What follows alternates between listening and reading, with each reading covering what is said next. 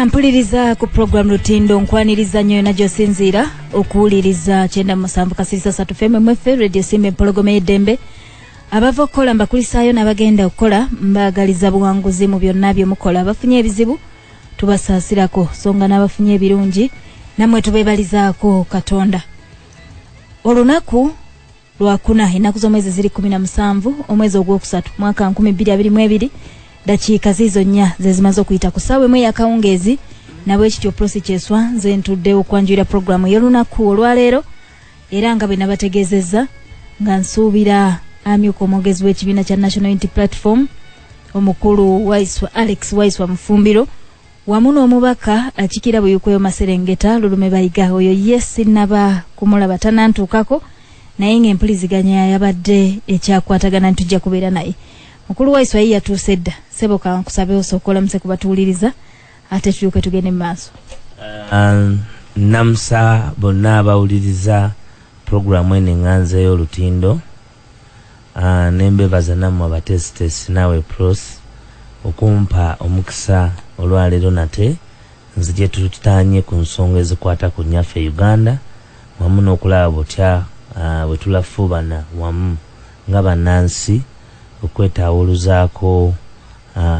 musibira mu bbwa akutte eggwanga lyaffe emyaka 36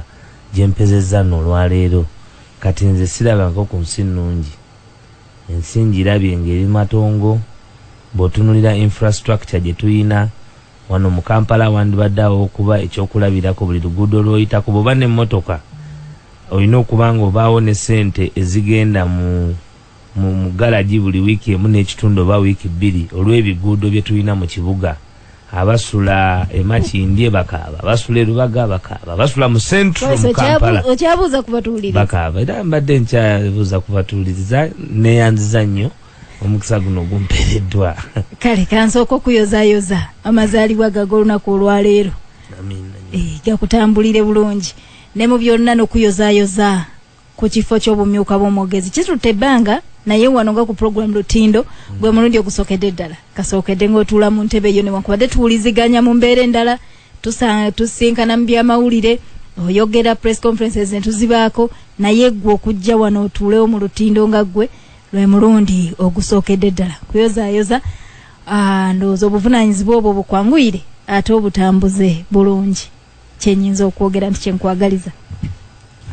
Bingi ebigenda maaso mu ggwanga kantandikire ddala eka mu kibiina kyo gy'ova. Bingi ebigenda maaso mu ggwanga ensonga za mukulu zaake zalinga ezikomekerera naye ate bwe zikyusizza amaaso ziringa kumpi ezitandika obutandisi. Kasookedde nga palamenti etuula negamba nti egobye omubaka Francis Zaake kuba komishona bwa palamenti. Amaloboozi gasooka ne gasirikamu abawi b'amagezi ne bagamba nti singa bannakibiina kya NUP babadde batunuulira enkola palamenti gy'ekolamu ng'emirundi egimu tegoberera n'amateeka bandibadde tebakomyawo linnya lye limu kubanga bayinza obba kuba akalippe ekifo ne bakifiirwa. Amaloboozi gabadde bweru tegabadde mu kibiina. Naye olunaku olwaleero n'empulira eddoboozi eriva mu kibiina kuviira ddala mu pulezidenti ng'ayogera mu pulezidenti w'ekibiina kyammwe ng'ayogera mu press conference n'agamba nti ffe kamishona gwe twawa palamenti ye Zaake era gwe tumanyi ate era mu ngeri yemu bwe twambuse ku kkooti etawulwa enkaayana za ssemateeka Zaake nga yasooseeyo dda nga tutte ensonga z'okuyita mu munnamateeka we omuloodi Erias Lukwago ng'agamba nti amateeka tegaagoberwa mu kumugoba n'olw'ensonga ezo naye alina okusaba kwe kwataddeyo. Tujja kuyitirako awo katono tutunuulire embeera ya Zaake oba ensonga za Zaake bwe ziyimiridde munda mu kibiina. N'ekirala tetuyinza kwerabira olunaku olw'okwosajja wa 15 lwabadde International Day Against Police Brutality. Bye bimu ku bibakaabya ekyo toyinza kukyawula ku ttokya mukaabye kutulugunyizibwa simanyi oba embeera ekkakkanyeeko mu mbeera efaananako bw'ekyo nga bannayuganda bakaaba okutulugunyizibwa n'ekitongole ekya African Center for Treatment of Torture Victims nakyo ne kivaayo ne kigamba nti amateeka ge tulina amabi oba oliawo ge gakyaleseewo okubanga tulugunyizibwa so nga ate etteeka erirwanyisa okutulugunyizibwa yali 2012 neriyisibwa naye ate embeera z'okutulugunyizibwa tukyazirabira ddala mu bannayuganda abakwatibwa ne batategerekeka gye batwaliddwa ne bamala obudde obuwanvu mu kuduukulu, abavaayo nga batonya musaayi, abavaayo nga banyiga biwundu, abavaayo nga balemadde, n'embeera ezifaananako bwe zityo. Gye buvuddeko ababaka abasoba mu 100 nga basinga era bava mu kibiina kya NUP bafuluma palamenti mu butali ensonga ya butaba mativu n'ebigenda maaso kutulugunya abantu. Naye bamala ne bakomawo tunayitirayo ku nsonga z'okutulugunya. Ennaku ze baamala nga bafulumyeko mu palamenti eriyo ekyakyukako, ye ate bwe bibanga ebyali bigendereddwa tebinnafunika, bwe baakomawo kiki kye tuba tusuubira. Ku nsonga ezo nga tuzitambuza, sijja kuganya nange kunva mu maaso na kuva matu g'abatuwuliriza nga tetutegedde wawe muyimiridde ku mbeera z'ababaka babiri abakyali mu kaduukulu okuli Muhammad Segirinya ne Alan Sewanyana. Ekyo njagadde kuyitiramu gye tugenda okutunuulira. Katuddeyo ku ntandikwa yaffe ensonga zazaake bwe ziyimiridde. Abawuliriza Radio Simba balina okumanya mu ggwanga Uganda nti ekisooka Honorable Zaake waliwo obuvunaanyizibwa obw'enjawulo obuteebwa mu Parliament. Era bw'oba osoma squad ya Parliament gy'oba ogenda okufuna omanya ani agenda okuzannya wa. Kakati mu nkola y'emu ey'okumanya ani agenda okuzannya wa, ekibiina kya National Unity Platform kyagaba obuvunaanyizibwa era Honorable Zaake n'aweebwa obuvunaanyizibwa bwa commission yekola ku welfare ey'ababaka ba Parliament. Naye era ne baminisita ye bakolako kubanga budget eri endala ekola ku office ya president, ekola ku cabinet ministers, bonna baba planned for mu the parliamentary commission. Chovola bayinamu abakulembeze from all sides, leader of opposition, leader of government business, ina numbers eziva mu NRM ndoza balingo babasatu, erina speaker ne deputy. Impozi kutegeza atuuliriza Dr. Lume Bayigomba Kawabwike South naye atuuse kale tugende maaso. Nabo ekityo mu kakiiko ako ne tubanga obukulembeze bwa Parliament twasindikayo Honorable Zaake. Parliament eyo nga bwe ngambye akakiiko ka welfare akulira ebyo byonna Parliament ensako zinaaba zitya, banaatambuza batya Parliament ye commission. Kitegeeza kakiiko kakulu nnyo bw'obanga oyagala okubanga omanya ensonga ezifa mu Parliament yo. Nabwe ekityo eyes on ears everywhere, omuntu gwe twateeka ne tuwa obuvunaanyizibwa okutembeta obuvunaanyizibwa obwo ye Zaake. Era ffe mu kibiina kya National Unity Platform tuli extremely contented n'engeri gy'abadde atambuzaamu emirimu. Kubanga nti gye baamuweereza bo bagamba nabo tebali comfortable working with him okusinziira ku bye baggyeyo kyebayise neeyisaayo. Ensonga gye baleese ekisooka teyabadde mu Parliament kubanga twabadde tugamba nti ensonga lwaki Honorable Segirinya ne Honorable Alan Sewanyana tebavunaanibwa kakiiko ka Katuntu kubanga omusango guli criminal gwa Nagomola. Oba ntegedde and the balance of probabilities okakasa mu mateeka omusango gwa bwe gutyo ebeera reasonable doubt, any ounce of reasonable doubt. Kasita oli abaamu n'akakenkena konna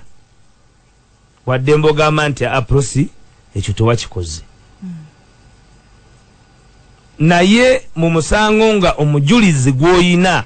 ye Uganda Communications Commission kubanga byali byampuliziganya. Zaake agamba tweet siye, ate nga mu Uganda bangi abatwitinze ne bagamba nti si zaabwe. Ekyo naawe okimanyi nga mwe muli ne bannamagye abalala ne bazikiriza nti nsobi.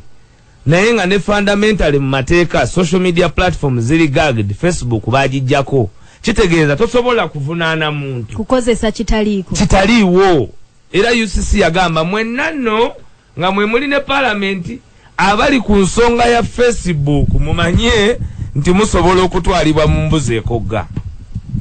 Kubanga by decree bwe twali mu COVID, bwe twali tugenda mu kalulu, waliwo amateeka president ge yawa by decree, General Museveni ge yawanga by decree nga tewaliwo mulala. For example nti wa boda ojja kuwandikanga mu katabo customer, era ba boda balina ebitabo bwe biti bwe bateeka nti tebababuliranga wakubiteeka.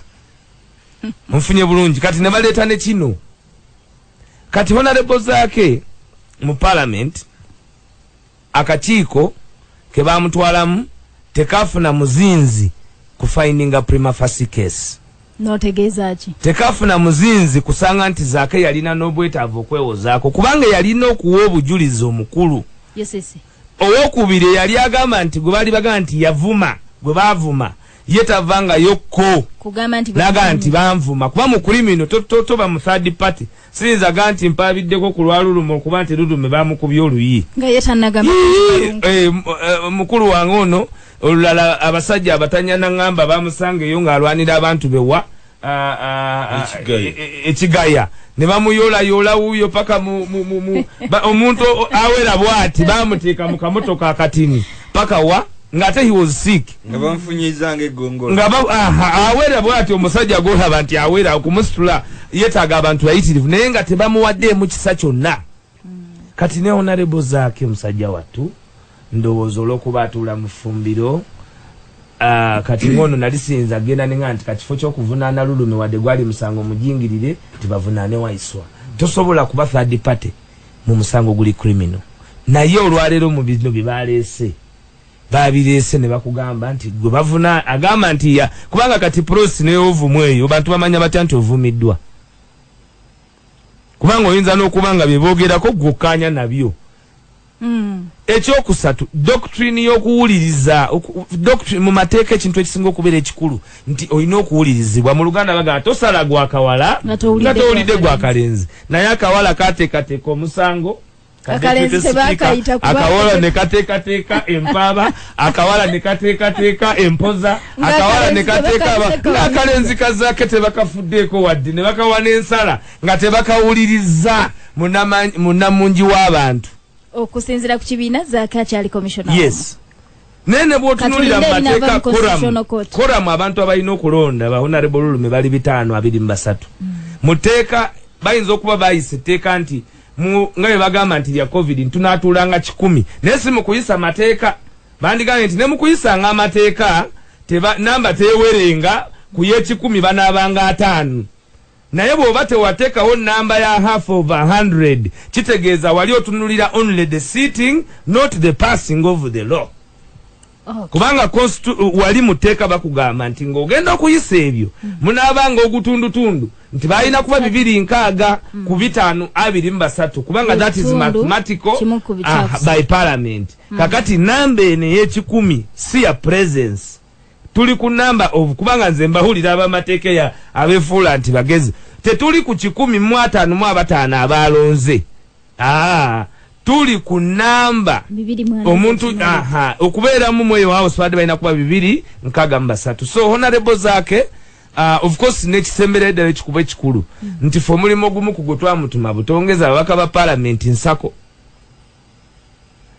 olw'okuba emiwendo gy'ebintu gyewanamye ate beeyongeze. Commission ogw'omulimu nga NUP atukiikirira nti tebeeyongeza yani ye zaake kati tutya ennaku zino zataliyo tebabanga waliwo olukoola okweyongeza emisaala emiyitirivu gye tutamanyi kuba gwe twateekayo obuteeyongeza era olyanga nti zaake tayinza kuwona kubanga ebyokweyongeza deputy speaker byaliko kakati nabwe kityo tukakasa nti ayinza okuba ali mu kugobebwa mu Mufumbiro kubanga abadde alaba abalirayo amasavu mu sepiki naye ng'ekiddako tulinde constitutional court tugendagenda mu kooti naye eteereddwa ku minzaani. Kubanga ensi yonna olaba twali tunyonyola abantu tumaze nebbanga ne honorable Lumu najaga nti akaluba kabba mu Uganda njagala ensonga ya zaake linda kati ningambo nti atubebuza nti ne Lulume bamubba batya byakaba omuntu bamubba batya nakwede yamala kujja mu kamera banala nti bano tebaswala baswaza buswaza. Ensonga y'okutulugunya ababaka abafuluma parliament gye buvuddeko nga bawakanya okutulugunyizibwa ne leero oludda oluvuganya gavumenti mu parliament basabye mawanga magabirizi g'obuyambi bandi busazeeko okutuusa nga Uganda yeeterezezza bw'egitunuulira okutulugunya kuli waggulu tebigenda maaso tebyandiganyiza Uganda kujongera nsimbi mu kifo ky'okuyamba abantu baayo etulugunya batulugunye. Kintu ekyo kyaliwo okemabegako ne kinyiiza nnyo omukulembeze w'eggwanga. Mwagala kulemesa bannayuganda kuyambibwa.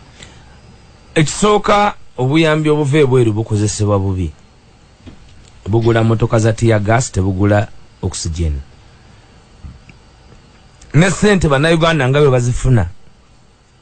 tizitambuzibwa nga bwe zirina kutambuzibwa. dokita wano mukama nyambi gwe walese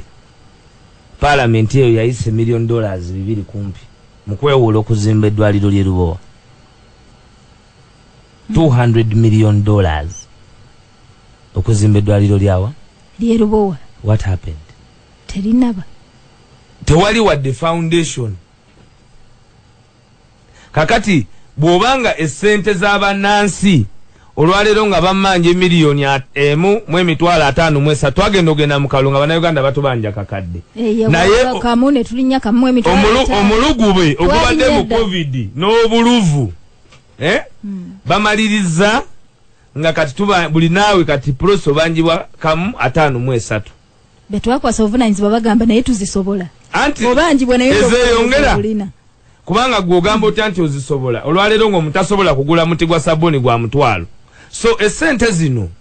twagala zijje nga ziri prefixed ku biki bye zirina okukola ebiyamba abantu. Tetwagala kubanga tebatuwaza abwerere tulina liability yo zisasula. Musabye mutatuwa oba kutuwa naye nga ziteeddwako obukwakulizo nti ziteekwa kukola sente specifically zituweebwa nga zituweebwa okuyamba nakyemalira okubeerawo ez'abazungu bacherupe bazireke. Kubanga nakyemalira alina sente zakozesa okuwangaala ku bakulembeze. Budget ya Uganda eri $442. Simanyi negenda okufuluma sente zeeyina. Naye ogenda okwesanga kumpi 50% ziva mu foreign aid grants n'ebirala nete ziri n'okwewola nete biri reciprocatinga essente ezo teziri reciprocatinga kiringanga kati proso omwami okulekera sente ezeva nga zigula nkoko n'atasangawo wadde mukene kuba bano bali oluguudo naga nti kati oluguudo olwali lulina okuzimbibwa mpitako ene buyukwe teri kolansi naye nga buyukwe eyetooloddwa ennyanja leke Victoria ngambo tante ina kolansi mu interchanging roads okugendayo obugenzi okuva wano the worst road mu Uganda mu byenfuna olusinga okuyingiza baluyita Kampala Jinja Highway kubanga lwe openinga lulikiriza Congo lulikiriza Rwanda lulikiriza Burundi lulikiriza Tanzania lulikiriza ne Uganda kuba we are a landlocked country naye oluguudo olukusente zonna ze bazze batuwa olutuyamba okubeerawo economically tebalukolanga kyetagisa saawa 6 okugenda ejjinja nga naye oluguudo lwe lusinga okuyingiza revenue bali Congo kati ffe bwe tuvayo ne tugamba nti tuyimirizeemu mu byesente n'eziveeri twetunuulire mu ttooki tugambe nti kyekizibu ekiri wano kubanga Nakyemali yagamba nti ebimu ku bisinga okuba ebibi mu accountability y'obukulembeze bwa Africa bakulembeze kulwa mu ntebe baba n'omulugube batuuka nga office y'oba president ekozesebwanga business for the longevity and existentiality of the dictatorial regime beewo obuvunanyizibwa bawangadde batya mudakiika nga 2 zokka okufuluma parliament kwa babaka gye buvuddeko nga bawakanya okutulugunyizibwa mwavaamu ebibala first of all kyoyina omanya nti parliament ekolera ku document gye bayita answered. Yes. Ate ebintu ebisinga okukolebwa mu mateeka ziba precedents ebyo ebyokuyigirwako abalala kakati ffe bye tusinga okukola naddala abantu abali mu kuvuganya gavumenti kwe kugala buli miwaatwa gye tuyiseemu egitulemeseza okugjako Nakyemalira n'okumakinga sure nti ne mu kwenunula tetuba na Nakyemalira mulala which is very important. So kikola ebibala kubanga kiri mu byafaayo nti omulundi guno ababaka ba parliament ba Uganda bavuganya gavumenti bavaayo ku lw'abantu ku lw'abakakwenza ku lw'abatulugunyizibwa ku lw'Abannayuganda bannansi ababadde mu mbeera ey'effugabbi ne bafuluma parliament ekyo buli muntu nowe ne buyuko akimanyi nti Lulume yafuluma nowe waffe Eruuka akimanyi nti Lulume yafuluma. So it is a plus buli bwe tuvaayo ne tuyimirira wamu ne numbers okweyongera ku nsonga ng'eyo kulunera waziraba nga mulimu n'abe-NRM abeeyunze ku nsonga z'abantu. Ebirowoozo by'owulira mu programu eno si bya Radio Simba n'abagiddukanya wabula by'abantu kinnoomu weeyongera okuwuliriza. Ampuliriza program Olutindo gy'owuliriza dakiika 23 eziyise ku ssaawa emu. Ndine Alex Waiswa Mufumbiro mwamyuka mwogezi wa kibiina kya NUP. Ndine mukwano gwange Dr. Lulume Bayiga munabuyukwe mbadde manya basezi bamulidde misana naye yaludde dda kinaatuuka. Honorable tukwaniriza lamusa kubatuwuliriza tutandikire ku nsonga y'okutulugunya Bannayuganda bw'ogiraba. nsanse okubeera ku lubogola simba sedume ate naawe okusisinkana weebale kubiriza programu eno weewaawo sebo twalire tulina nnyo eddoboozi ly'abakyala ku programs bwe ziti naye bwe tukuwulira n'eddoboozi esseeneekerevu tusanyuka weewaawo kiba kitegeeza nti n'abakyala okusooka bakubiriza naye ate ndoza n'okuwuliriza kikulu nnyo nsanse okubeerako ne muganda wange Mufumbiro ono tubadde tuludde okulabagana mulaba ku ntimbe gaggadde ng'akubaganya ebirowoozo wuuyo mugasimbagane serebu webale utembeeta emirimu egyo yes ombuuzizza ku bikwatagana n'okutulugunya bannayuganda kinsanyusiza nti gwomu baŋambi bankakasiriza nti gwomu ku 10 abasoba mu 10 abafuluma kituufu gye mwafuluma ne mugenda eriyo ebibala ebyava mu kufuluma palamenti oba bwe mwako wabukoyi ne mudda buli kaseera oteekwa okubeerako statement gy'okolera bannayuganda ate tebabeera basiru bannayuganda baba bagoberera buli kintu kyonna kyonna kye muba mukola era endiga bw'ekoteka omutwe tekigirobera kumanya ntejje ziraze abatuuse ebikolobero ku bantu basobola okubeera awo ne balowooza nti abantu tebagoberera naye njagala okukakasa ngaffe abakiikirira ebitundu eby'ebyalo bw'obeera ng'otudde n'abataka ku kyalo wootegeera nti abantu ebintu babitegeera bulungi era basobola n'okukuwa ekyokukola ku butya bwe mugenda okukwatamu eggwanga naddala nga bano babadde bagenze era bakuwa n'engeri ki gye musobola okutaasaamu ebintu ebyo ebiba bibbiddwa ate era n'okuhandolinga abantu abo babadde basinga okutuusa ku bannaabwe ebikolobero kankuwa ekyokulabirako eky'abantu baffe okukulaga nti nno bategeevu ebiseera ebyo nali nyumya n'abataka ate abataka bwe mmanga njogera n'abataka soogera ku basajja abakadde njogera ku bavubuka bange be bataka naye nga batunuulira ebigenda mu maaso oli yambuuza nti kazi be bagamba nti baali bagenda kutta Jeno Katumba Wamala kati ebyabo byakomawa waddamu ki sooka owulirize nga nkyasiriikiridde oli nagamba nti naye twawulira nti omuntu bw'abeera ng'alaze obubonero ng'atulugunyizibwa naye babeera nga bamukutte nti omusango aba agusse oyo amutulugunyiza abassa omusango ono ne yejjerera yejjereza omuntu oyo nti kituufu tolowooza n'olwekyo nti bali abattibwa kwali ku kuweka bujulizi nabano abaatuusibwako ebisago ebyenkanidde awo kwali kugobesa musango ng'abaatuukisiza ddala ebisago ate era n'abatta babalese bayinaayina kati bwogenda okutunulira omuntu akoze analysis alutabeera wa bulijjo era temututunulira nga mbudde tuva bukunja ne mulowooza nti abantu baffe tebagoberera bintu bino kyenjagala okukutegeeza nti buli statement gye tuba tukoze nga opposition abantu baffe baba bagiteekako emisittale ebiseera ebyo twateekako emikono okukuba ku nsolobotto oba okulaga okwoleka Uganda mwami Jim Hwezi nti yeebakidde ku mulimu mikono nefuluma nga lulume tafulumiddeeko abantu sebo wonna ku mikutu neyo yona wayi nga tetwakuwulidde kati lwaki tewafulumirako owulidde ngabe edisi yasooka okufuluma yasooka mbadde manyi final nti yibwa kikola otya nekindaga nti abantu bafolowinga ebintu bino era bw'obeera nga oli mulwanizi notabeera na bano baba bakola ki baba bakulaba era bwe bamala okulaba nga listi efulumye eri final nga kwenine emitima negikola ki egibakakkana nti ono akyali bwaffe kiba kitegeeza nti statement oba ogikoze statement oba togikoze mu abo ababawagira bokka wabula oba ogikoze n'abo abatabawagira kakati olaba nabadde awo nga mpuliriza ab'NRM na bino byonna bya commissioner zake bannaffe abo bakireta mu ngeri ya ttima okutaakiriza munnaabwe yeebakidde ku mulimu nga bannayuganda batulugunyizibwa omukulu w'omu kambeere wa mmizi ezinaga nti abo nabagamba ffe twabagamba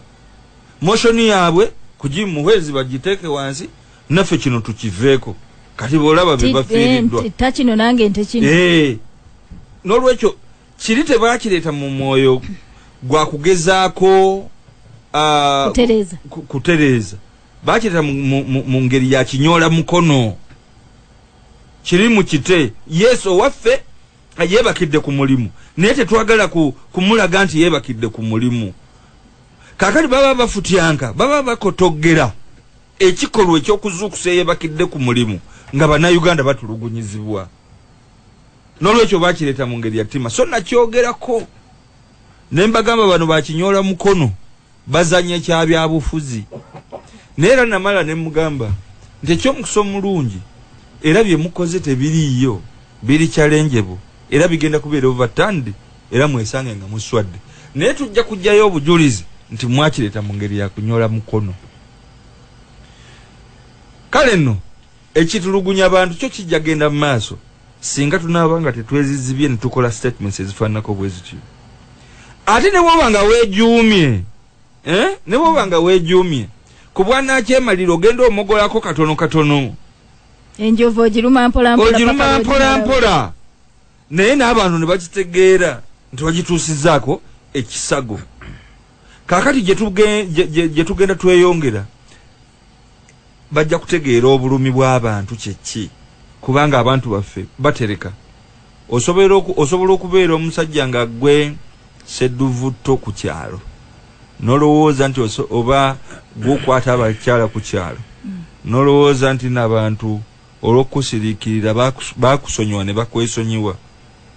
naye kasita bakulaba at your weakest point wotegeera obusungu bwabwe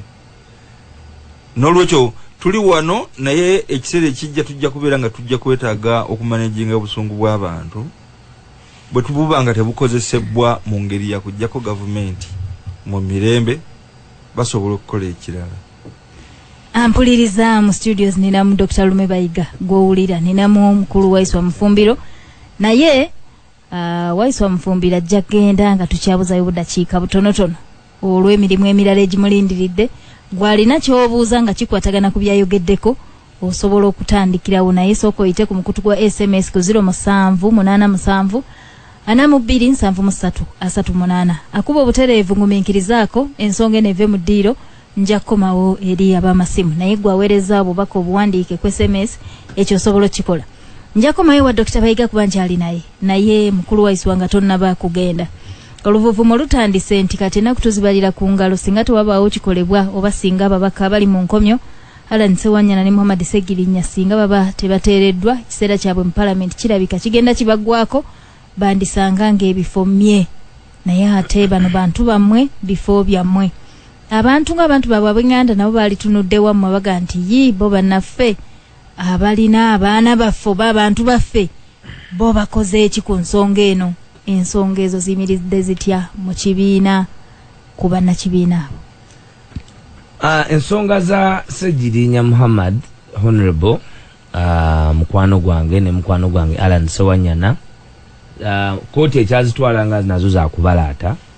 kubanga General Museveni bwe baali bawamba omuntu yenna bw'aba yalaba firimu engeri gye baddamu okukwata Alan Sewanyana nga wali tobeera mu Uganda ne bakuweereza akatambi engeri gye baakwatamu Alan Sewanyana n'engeri gye baakwatamu Honorable Segirinya oyinza okulowooza nti babadde bazanya movie nga yabadde acting place naye nga kituufu byali biri ku babaka ba parliament ababaka ba parliament abo babiwa beiro era ne basasula sente z'obuliwo miliyoni 2 n'ababeeyimirira ne babanga bonna baali ba mizinzi ku maddaala g'abakulembeze babaka ba parliament n'abameeya ba bitundu nabwe kityo okubeera kwabwe mu nkomyo baliyo ku lw'okwagalwa kwa Nakyemalira Yoweri Kaguta Museveni ne banne abaluubirira okulowooza nti basobola okunyigiriza omuntu either kubanga principles obwa Nakyemalira mu regime either omuntu mutulugunye abeere naawe kati kyekyo kiri kuba Segirinya mugulirire abantu bamukyawe omalemu n'abantu essuubi nti sente zezikola ekyo gye Museveni akikola amanya bwe tugamenya wano paka nca temula aba bavuddeyo kuba abamaloboozi kikange bali abalala bonna badde basuubira okuvaayo bwengeri gye bateeka Lulume mu pulimo ng'ajula kugisinga toyinza gwe kuvaayo nga toli musajja mugumu Lulume bw'aba apondosi kakati ezo tools ziri mu the dictator's handbook aba nabyo buli kiseera kakati ababaka bafaabo ekisooka amateeka gali clear omuntu ng'ali absent nga ne speaker tali in the know era tamanyi lwaki omuntu oyo ali ki absent onfunye bulungi naye bano bali mu komera ku lwa gavumenti ya Uganda ebavunaana nga tebalina musango kuba bombi omu bamuvunaana obutemu nga yali Amsterdam omulala bamuvunaana obutemu nga yali Japan abavunaana ye gavumenti ya Uganda ate nga bo bwali Masaka bw'abantu bakadde kitegeeze yatema amanyiddwa era yagezaako okubuzaabuza okuteekawo abaatematema kakati obuvunaanyizibwa bwe tulina nga ffe buli lunaku bukolebwa okulaba nti baganda baffe abo tubabanja bave mu kikyovo kyekiri nti okutulugunya okuli wano bazungu mwe mulekere okutuwa essente kuba ze zizimba kitalya ze zizimba ki anti kati zizimba kitalya Ssegirinya n'abeerayo olwaleero nojja n'ombuza ekyo kibuzo nga bw'okimbuzizza omubaka wa parliament olwaleero n'aba nga ali mu nkomyo so government state erina okugoberera amateeka rule of law esooka ekkiriziganye kubanga Ssegirinya mu mateeka wano nga bwe nagambye kali aka reasonable doubt era waliyo akalala nti one is innocent until proven guilty ye basic common law principle je tugoberera nti toyina musango ne wemba nkutebereza paka nga abantu bonna bazze ne bakakasa nti wakola ki wazza omusango gwo so tebalina musango era tosobola kubajja mu office lwakuba tebakomye mu parliament ate era waliwo emisango mingi presidents zetuze tugoberera paka nga bamaze okuconvictinga Akbar Godi he never left parliament so okujjako bano nga b'omanyi nti omuntu akulembera parliament ye ali ku birala so ayinza okujja kwa walabye bwe yakozezaake ate waliwo oluku olufula ababaka ba opposition abatono kuba omulundi guno bw'ova eri egaliraaya noserengeta paka Kakuuto nojja ebuyukwe wonna ebukunja wonna wanunulwa ebitundu kumpi 9 ku buli 100 awatali nyanya at least waliwo awatali nyanya myufu at least waliwo embaga ekabala ejja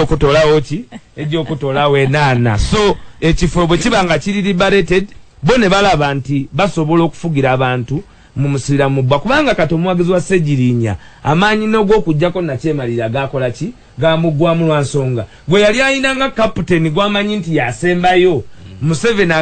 nakyemalira agezaako okuteekawo olutindo olulaga nti ye asobola okunyalisa buli omu naye ffe tuli generation ndala yasanga tulaba nti nakati tukyalemedde ku mazima kulwa obulungi bw'omulala oba okusangula amaziga g'abakaaba ab'eŋŋanda n'abazadde b'abantu bano tuze nga tubalaba ne bagenda ku palamenti maama wa Ssegirinya era alabikako mu kubenya emiranga nti n'abalabirira obuyambi ekateri n'abaana abasoma twalaba nga babawa zaali miliyoni 15 maama atwaleko 5 omukyala omu atwaleko 5 n'ow'omulala tekyatwala yadde wiiki 2 maama n'agamba nti nedda nkomyewo ndabika bino mbikooye bangi bayanukula mu ndaba gye balabamu ebintu nti ziriza otandisoose kutwala n'ebirala saagala kugendayo nnyo naye ekibuzo kyange okuleeta background eyo kiri nti bwe kiba nga kyetaagisa waakiri kuteesa olw'okutaasa bano tekiyinza kukolebwa nze nina obwana bwange bwenjagala ennyo obuwala bwenjagala era okuweerako ekizampu ogusajja tegusobola kuva eri ne gubeeyambisa gwe nompita nti nze gye nteese nagwo nga ngukutte abantu bali tebalina musango lwaki tetusitula maloboozi ne tugamba nakyemalira nti abantu baffe abatalina musango kuba yatuteekamu endowooza nti tuteese ku kibaakola kigwe mbulira kye baakola nkugambye Sejirinya tamanyi ndoza na kusala nkoko. Alani Sewanyana yali musajja wa kapapula obuwagizi bw'ayina bwakugamba abantu nti asine naagugoba nekola ki negugoba n'okuyimirira ku mazima n'okuyimirira kuki ku mazima ekiteereddwa akazito ku bazadde b'Abaganda baffe kuba mama wa Sejirinya walaba deputy speaker bye yamukola yalowooza nti mama wa Sejirinya nafa ba NUP tetutegeera nti Sejirinya twamuwa obuvunaanyizibwa obuliko omusaala gwa $2,000,000 ono buli mwezi gwe nojja n'omuwa $5,000,000 nga wamusiba ekitalya naye olw'okuba baali bamaze okukakasa mama wa Sejirinya nti bw'anajja n'abeerawo baamuyita mu lukiiko nga bamuyise mu lukiiko olumuyambako omwana we okuteebwa ate nga maama bamama baffe toyinza kubajjako mbeera eyo baba bazadde nze nafunako obuzibu ku ssomero nesanga mama wange ng'ate agenda kuwegayirira tokikola ekyo tukikola so tosobola abazadde baba n'omutima ogwaki ate ye abalaba by'oyinza okuba nga tolaba baba awuddisa naye kyemanyi peji kwe baali kati bamanya nakyemalira bwakola era bamanyi ekiriwo naye nga tukakasa nti ffe nga bannayuganda tugenda kwekumira wamu era tujja kukolera wamu okulaba nti baganda baffe si bokka waliyo bamachete waliyo omuwala Olivia Lutaya naye abadde mu nkomyo kumpi okumala emyezi kumpi kati agenda mu mwaka so si be bokka waliyo machete Olivia Lutaya waliyo Kalanzi waliyo Paulo waliyo abaana Seruga abaana bangi nnyo mwanyinaze so tetusobola kufunyanga lusikwala Abasejirinya bokka tukola buli kisoboka naye bagambye nga Honorable Lume bagambye nga nfundikira aba balowooza nti tekirisoboka abantu bagenda kutya buli lunaku omanyi osobola okukola ejjoogo lyonna ly'oyagala okukola naye olunaku bwe lutuuka gye bayita time bomb nga bomu y'obudde etuuse bwebaluka nawe mwenyini oyinza obutamanya lwaki ebaluse bannayuganda banyigiriziddwa owa pikipiki kati saawa zino za kukwata piki tebakwata motoka kati bakwata piki n'okwata piki 10 kumpi 2 olunaku lumu oba okutte kumpi biliyoni mekezo kuba buli piki ya $5,000,000 tweddeko naye bannayuganda njagala okubebaza okuba nti tutaddewo essuula ffenna okuba n'eddoboozi limu okwogera ku bikyamu ebiri mu ggwanga lino mwebale nnyo mwebalire ddala nkutadde nkyatambula ne Dr. Lume Bayiga bannabuyukwe ffe tukyagendera Lutindo ku Lubogola Simba dakiika 14 zezibulayo kuwera essaawa 2 abaweereza obubaka wano mbalabo nagamba embasada wa Dr. Lume Mugalujjowero Kabubiro najja buyikwe we bali kuleeta amubaka wange nagamba ffe bannabuyukwe South agamba balonda bamala kale Unyankole kunyonyi hadiwe ya misindye yao nasima musimi programu we bali kuweereza nagamba nale mufunyo simanyi kwa kijje kiwanuka kirewo emanywa nogamba nti oli mutuufu nnyo ffe no gavumenti byetukola tubimanyi bituluma nnyo ndowooza wadde agamba kiri kyoyogeddeko nti abantu babulijjo bamanyi agamba oli mutuufu gavumenti byetukola bituluma nnyo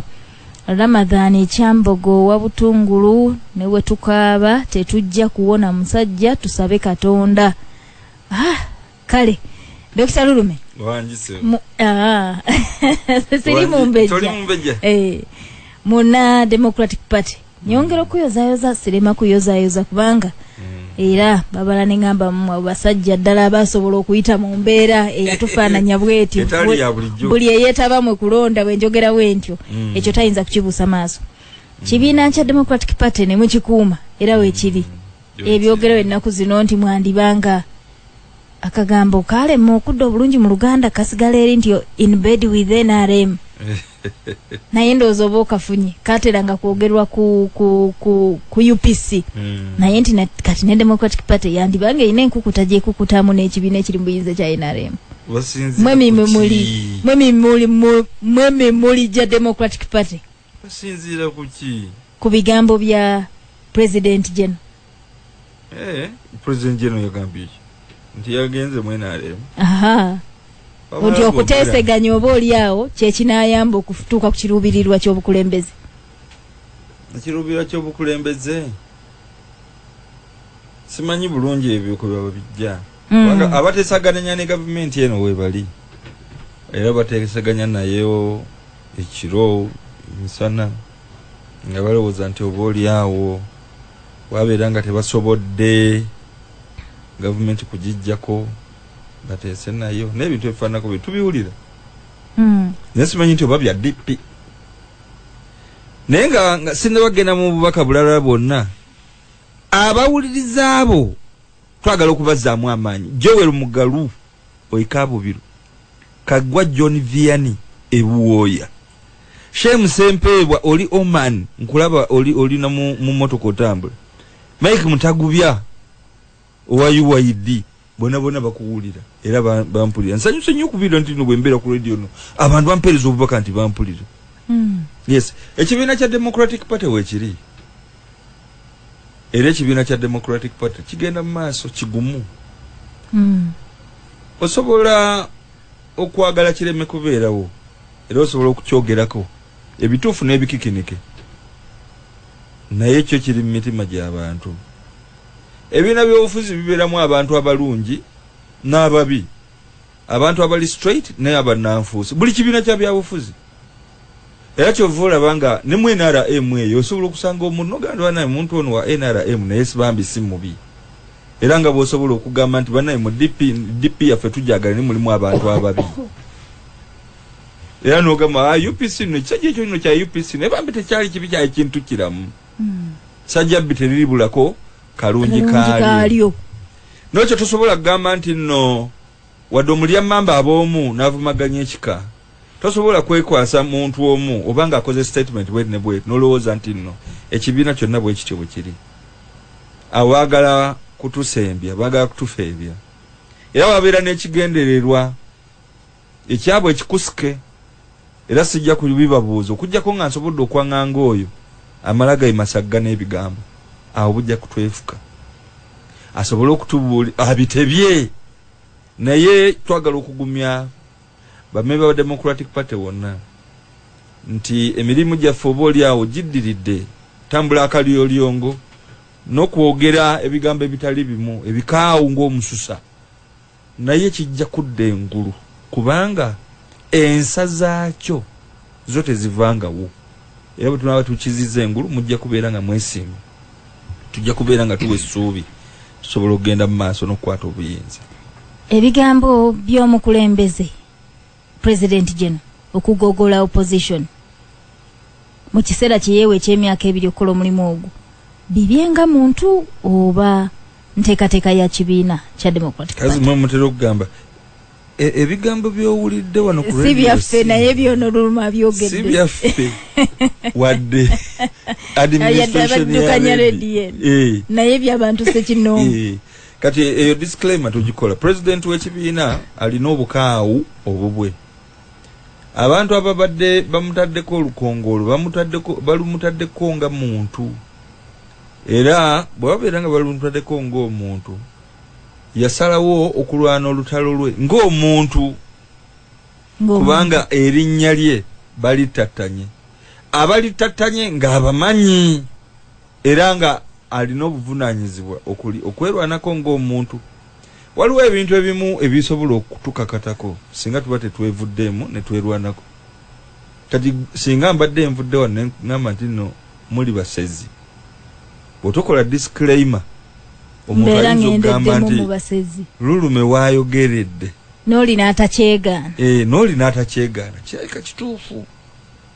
n'olwekyo omuntu alina obuvunaanyizibwa okwerwanako okusobola okulaba nga erinnya lye terittattanibwa era ffe si kusuulayo gwa naggamba kubanga sibeera responsible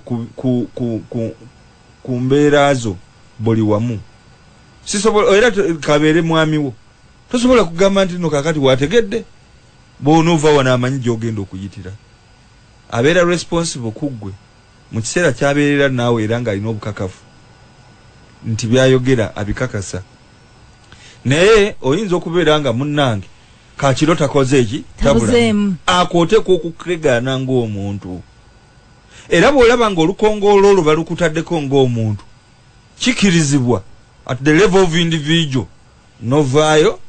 nobeerako byoko naye ekyokugamba nti no pulezidenti ogenda kulwananga president okumala emyaka 2 gwe ng'oli mu mirerembe eyo nga ffe olutalo tolutuyingizaamu oba olya tukulwanireko awo oba otusokoddemu obusomyo n'ekibiina oba okikuba ebitulituli nabuuza naye nengamba naffe tuba tetuyinza kukkiriza noonye ku lulume noonye ku kayondo simaati noonye ku mukulu sebamala noonye kwakanentandika okutunda kiragala waali naffe tuba tetuyinza kukkiriza kukozesa tayito ya kibiina kyaffe nti gwe senkulu senkaggale ng'olwana ntalo za buntu ntalo zoteeka okulwana nga senkaggale ziteeka okubeera ntalo ngazi era nga zireeta abawagizi b'ekibiina ne bamemba baakyo okuzirwana okuziggusa era nga zikwata ku butya gavumenti bweteeka okudduukanyizibwa so si butalotalo munakyawula mutya kino kubanga so si butalotalo olutalo bakuyisa omulogo no obwo butalotalo era obuleka abantu abawansi olutalo lwa buntu naye alulwana i president general ate statement yokwega nti kyandibe tekisaana kukozesa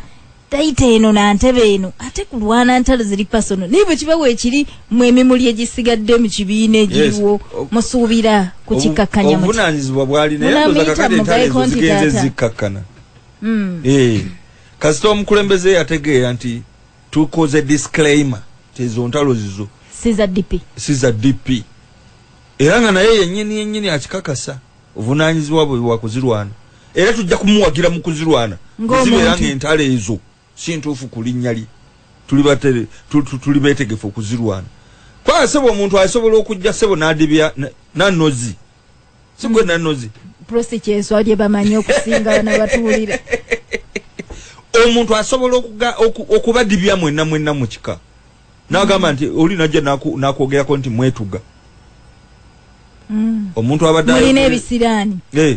omuntu abadde ayogereza omuwala mu kika adda ayina agatwala ebyokwetuga basezi kale mulungi naye batugamba nti basezi nti bakasamba lyanda okitegedde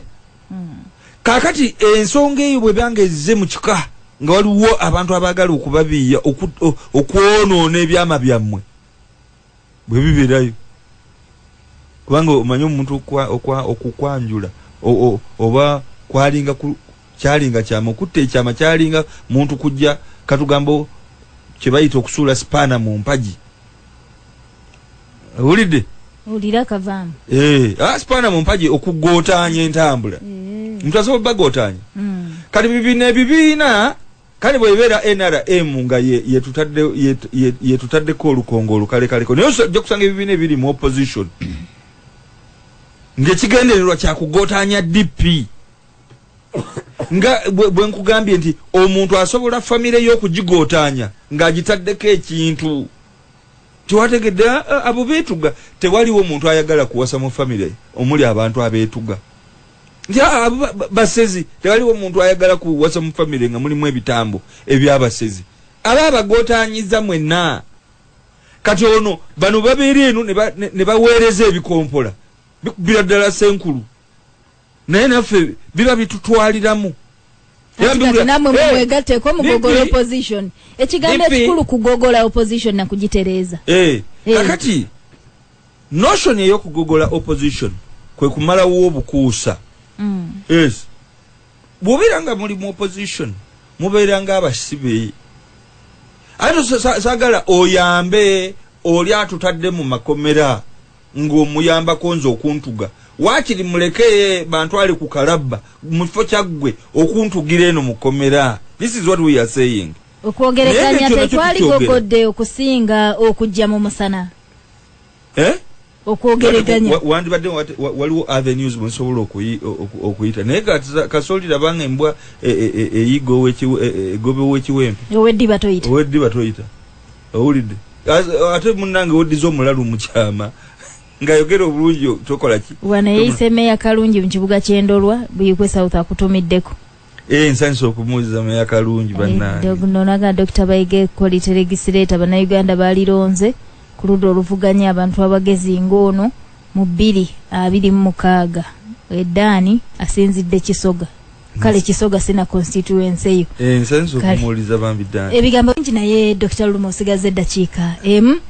okusiibula bannayuganda bambi ngaka program kabeera mpitanga bwomu okusobola okuttanya ensonga ku program eno ey'essaawa emu